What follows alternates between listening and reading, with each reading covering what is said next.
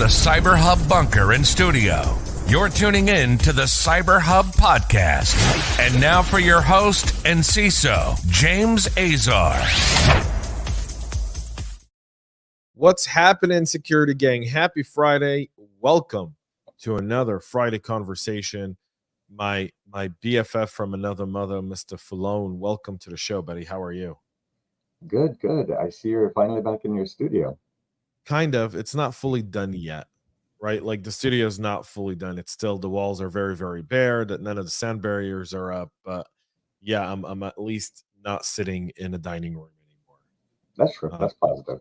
Which is refreshing, which is nice. I'm not gonna lie. It's nice. It's good. It's what I want, right? I want to be in my area with my espresso machine nearby and away from the kitchen. Because, man, if you ever sit next to a kitchen, it's problematic. But this is a 30-minute show, and we're not going to drift and draft. First of all, for everyone tuning in, thank you so much. We appreciate all the feedback, questions, and kind of everything that comes from the people who watch after the fact. I'd be remiss if we didn't start off with this being Memorial Day. Memorial Day is Monday. That's a national holiday in the United States. It's a day we remember the sacrifice of the many men and women who've served this nation in its history since 1776 to this very day. And so I know some people go, it's a barbecue, it's a holiday, it's a bank holiday, and it's great that you're able to celebrate freely in this country. But in a moment of celebration, take a moment to remember that for many, many families of those who perished while serving this country, who've made the ultimate sacrifice, this weekend is a constant reminder of the sacrifice their loved ones made and will reignite the emotions and feelings that they have missing their loved ones.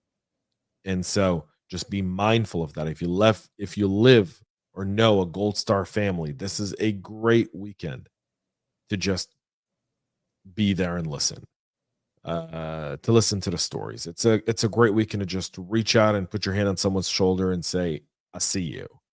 And then this country is great because we do, celebrate our freedoms, rightfully so.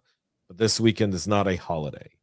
It is very much a long weekend for many of these families that are missing their loved ones. And this hits as hard as a birthday, an anniversary, or the death day of their loved ones. So I'll switch into the show. Mr. Falone, last week you and I talked a little bit about frameworks. Go ahead. I'll pass it off to you. We did. And I think by the end of the conversation, you agreed that the CSF might be a great framework that you can start to use for different size organizations without a very mature security plan. So today, what we wanted to do is kind of walk through some of the resources that NIST has and show exactly how both applicable it is and tactical it is, not just from an administrative standpoint, but from a technical standpoint as well. So the first link I'm going to share, let me see if I can do this right. Share screen. Oh, never mind. I can't. Are you able to share that? You can share the screen. Just add it to the feed, and then I'll post it so you have control. Hit the present. If you don't mind, guys. This is a live show. For everyone tuning in who's going like, "What?" Yeah, it's a live show, and Chris and I are very, very, very, very, very busy, and so we prepare on Signal, and we jump on here a few minutes before we go live. So I'll have to leave and come right back. Oh, okay. Because I can't present like that. Because you've got security settings on your Chrome browser, huh? That's right. Yes. See, so here's a control. You can leave and come back. Leave and come back. I'll do that. I can handle the stage for a few seconds. In your browser, you've always got security controls, and the security controls are really, really important, right? And one of them obviously is don't get access to my camera, don't get access to my screens, don't get access. If you don't have that set as a default in your browser, you should. And if you're going to do it on a browser and you're going to give those settings by default, make sure that's the only browser, and make sure you don't use it for anything but a Google Meet, a kind of streaming type of software, because that's really the best way. Well, one of the things I love about my Mac is that they're really forward when it comes to settings and letting you know why you need to do them, and making secure by default the easiest way first. So when you do install new software, they won't prompt you to change any of the default settings until you ask for it.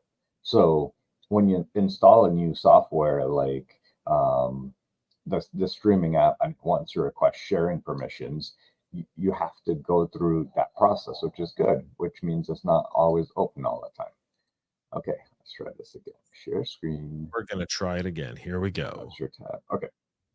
So first thing I'm sharing here is the official web page for the NIST 2.0 framework.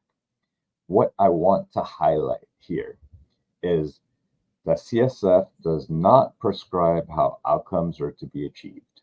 Rather, it is a link to additional resources and controls that can be used to achieve those outcomes. Okay, so many people might look at the NIST CSF and think that, oh, there's too many controls. I can't do this as a small, medium-sized business. Well, that's not true, because it is not a prescriptive control. It's more of, here's the guardrails, here's the things to think about as you're building out your program. And unlike some other controls that are out there that might require you to do every single thing in order to be compliant, there's no such thing as CSF compliant. So if an auditor tells you you need to be CSF compliant, there's no such thing, because it's really to be tuned for each organization, for their implementation.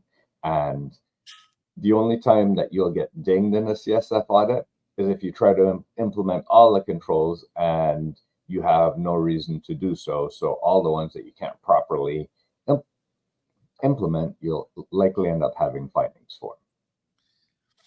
Yeah, what you're talking about though is something that I thought of a lot during kind of the NIST from our conversation last week to this week, which is kind of the risk management aspect of it. NIST is a great way to identify assets and build processes around those assets. Mm-hmm. So yes. So this is the actual printout for the overview. So it's not the full CSF. One of the things to see here is in the new 2.0, they moved govern to be all around, and privacy is now included while it's not included in the specific imagery. What they want to highlight, because privacy isn't a control, privacy is an outcome. Well, recover isn't a control either. No, but recover's an action. Privacy is neither an action nor an outcome. Privacy is it is what it is. Privacy. But when you're being compliant to privacy regulations, that's an outcome. I have a quarrel to pick here for a moment. I know you're getting really technical, and I appreciate it, but I got a quarrel to pick here for a moment, and maybe you can help me, or our audience can help me. I've got a quarrel. I'm going to be controversial for just a moment. So here's the deal. If privacy is a cybersecurity control, why is it that corporations don't put privacy under security, but rather put privacy either under legal or compliance, where it ends up kind of being very similar to security 20 years ago, right? So security 20 years ago was an IT audit function, and it predominantly created policies that IT would go out and enforce, and then every so often you would audit that to do that. Now, in most organizations, at least the very, very big ones, Privacy is doesn't report to security. It's nowhere near security. In fact, it's far away from security. That's number one. Number two, and I think the really big one there that I think everyone's got to pay attention to is it's not only away from security per se, but typically it's under legal or compliance, and security ends up getting rules and requirements from privacy and being a conduit to the execution, which to me is a quarrel. If NIST's idea here with the new CSF and the working group, because this isn't something that NIST developed on their own with their academics, this was private public, this was a private public partnership with a lot of industry input into this new framework. Adding privacy is important, but where's the push to get privacy under cyber? It's not necessarily under cyber. So it's going to have components like if we look into, say, more specifically into your govern category, you're going to have parts of your govern, and I'm going to find it in another screen so I can pull it up. Okay, so we're looking at govern 03. So I'm going to go, next page. Share. Stop. Send. We're kind of going through the different things that are pulling up on screen here, y'all, and that's really important to kind of see. And the reason we say that is because you want to be as technical as humanly possible when you look at this stuff, to really understand the controls. My quarrel again with this is specifically why I look at NIST and I more subscribe to CIS, right? Because of the control aspect of it. But go ahead. So if we look here, part of govern is the circumstances, mission, expectations, dependencies, legal and regulatory and compliant contractual requirements surrounding the organization's cybersecurity risk management decisions are understood. Subsection here, 03, legal, regulatory, and contractual requirements regarding cyber, including privacy and civil liberty obligations, are understood and managed. Problem here, though, is you're not the one managing them, right? You're not the one managing privacy in most organizations. I mean, well, you're not. We don't manage legal either. No, but the legal, you don't need to manage legal to have to be legal. There's cybersecurity and privacy requirements in every contract. Adding privacy to security, I feel like adds more responsibility, which I get and understand. I'm not fighting the responsibility. I'm just fighting the fact that we've added something to a framework where you have even less control than what you've had in IT. Well, not necessarily, because if you go, for example, you dig in and you go to the specific control here from 800-53, AC01 is account access. So here you have to develop and define from an organizational level what you're looking to do to create your accounts, to create your access policies, and to define that. That becomes part of your privacy concern, because you want your account access to give them least privilege, give them access only to the data that they need, as well as not allowing them to over access. Say if they have access to client data, say you're in a big bank, why do you need access to 10,000 accounts within an hour? That seems fishy. But if you're working through the 20 people that you have in line within an hour, that makes more sense. So developing a certain threshold of how you create that account, that access control for that data, then becomes where your privacy requirements fall in. Agreed. All right. Nailed it on the head, Chris. Beautiful. Doesn't change what I think about it, though. I'm not trying to change what you think about it, but what I did want to show here for those looking is kind of how NIST CSF tells you what you need to think about within your governance framework, And then when you drill in deeper, then you actually see the controls within this CSF that you could implement to start to make those requirements possible and meeting technical controls. Some of them technical controls like access controls, some of them business controls, but the different NIST CSF controls, and they'll help you determine, for example, in this case here, determine, process, track, and manage legal requirements for protecting individuals' identity, HIPAA, things like that. So yeah, I want to be clear about what I mean. All right. There are specific things that we do in security that, as are part of our controls or part of our risk management, already kind of automatically will comply with privacy, right? It's just standard. Like, to me, security equals compliance, not compliance does not always equal security. And I think that's Agreed. very, you know, that's very, very, very basic. The second part to this whole idea of govern, when you're looking at all the different frameworks that exist in terms of compliance, whether it be, you know, CCPA or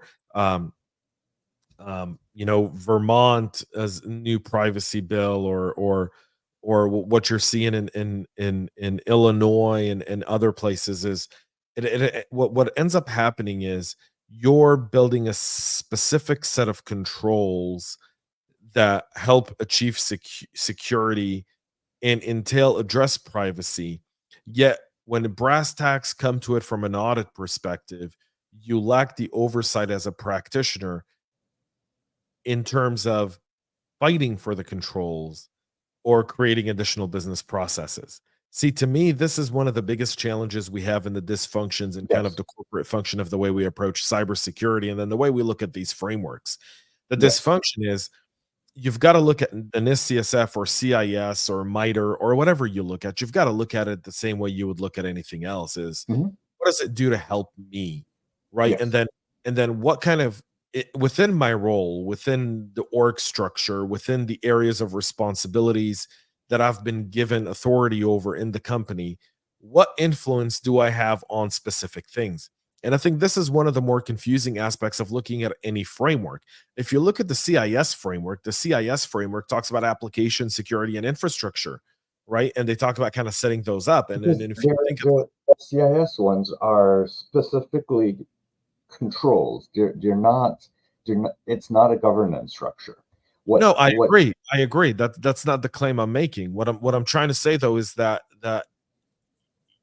the governance in itself is limited in scope based on your role, and so are the controls, right? So what I'm trying to get to is, one of the feedback I got from last week's show was from a dear friend, someone I highly respect, and they said you know, they actually agreed with a lot of things we said on the show, Chris, but something that really stuck with me and is really kind of percolating in my head and has been for about 6 days now, is this idea of what's in, when you look at NIST CSF as a governance framework, you have to look at it, and then you've got to map your areas of responsibility to the govern factor of the NIST CSF. And the reason I say that is because there's going to be a gap analysis there. There's going to be a gap where you say, I need to be able to do these 5 things, not to be NIST compliant, because no one does NIST compliant, right? Correct. It's not a thing. It's not a thing.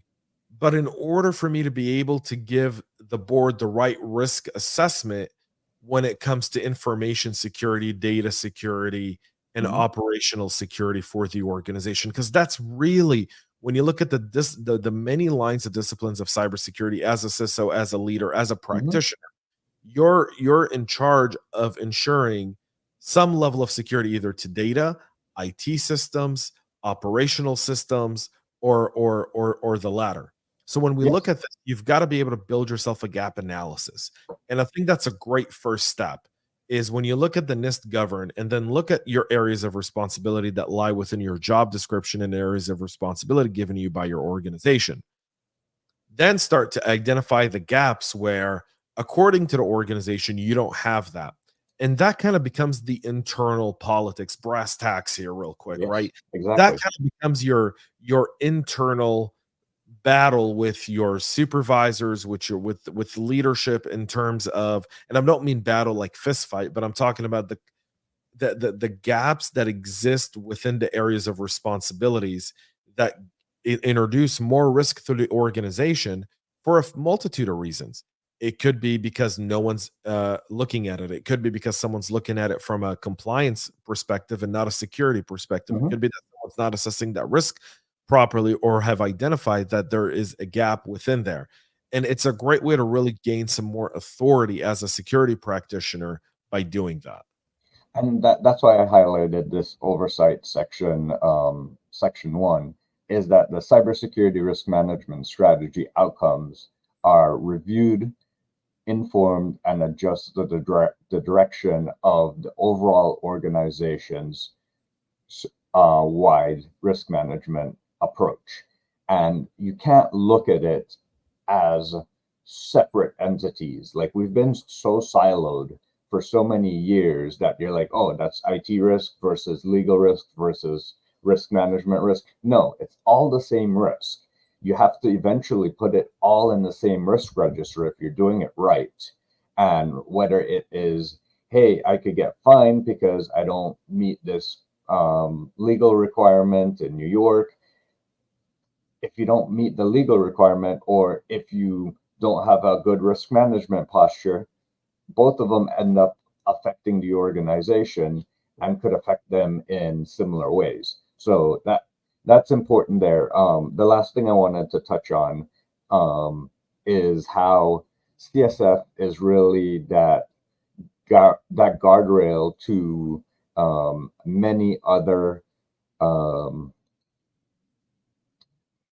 many whoops sorry many other different frameworks, and I'm trying to pull that up on another screen so I can present.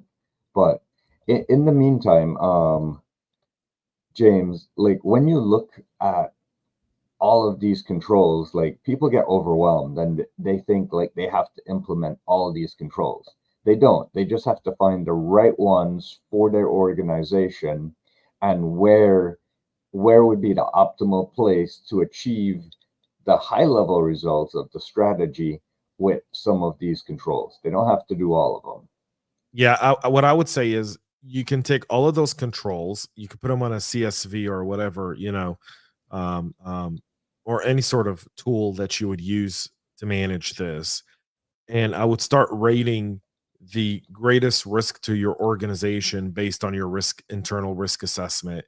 And I would just start going through those controls. A lot of times, I see this often in terms of a self pat we want to give ourselves, right? Chris, Yeah. kind of, I did something. And so we'll take the least important controls that really are basic in nature, do very little to really create resilience or any sort of sense of security outside of saying I did it in order to pat myself on the back, and do those because it's the path of least resistance. And while that's great, if you're not resolving the greatest risk to your organization and you're not able to argue for that greatest risk of your organization, then you're really in kind of a batter. One of the tips I would give anyone when they reach out in that type of scenario is the following: you've gotta one have the relationship with the different leaders within the business where you're going to have where you need some sort of influence. And number two, you've got to be able to communicate it in their language. And if you're wondering how to do that, I hear AI does a great thing. One thing I've noticed is something called prompt engineers. That's an actual new title, prompt engineers, I right? love that. I love doing So, that. so grab a prompt and take whatever you want to say in cyber and just tell ChatGPT, rewrite this so in a language that an application developer would understand. Re quantify this risk in a way that a data scientist would understand, and it would rewrite it and reposition it in a way, and don't do it once and roll with it. Do it 2, 3, 4, 5 times, because it'll regenerate different answers and change the prompts a little bit, mess with it, and it'll give you just enough in order to be able to communicate the risk in a way that would make sense to the people who've got to go in and put in the controls. Mhm. Because at the end of the day, that's what you really need. It's not just about writing a governance control program and putting it in play, but it's really about putting in a governance control, getting it executed, and then together celebrating a victory of reducing risk. And that's really important, by the way. And just so you know, I think one of the greatest things, CISOs, one of the greatest things that's lost in remote work. And I was having this conversation with a good friend of mine, a recruiter, Thomas Richards, and this week. And I said, I think you've got to get people back in the office 3 days a week. There's a level of camaraderie and teamwork that's only achieved when you're face to face with someone. That's not possible to be remote. True. I think that is true. I think one of the things to consider is the opportunity cost that so many have adjusted to working from home, where they have that much more time in their day. When you start to take away from that, then you end up finding that you're going to find other ways to take away from their work hours.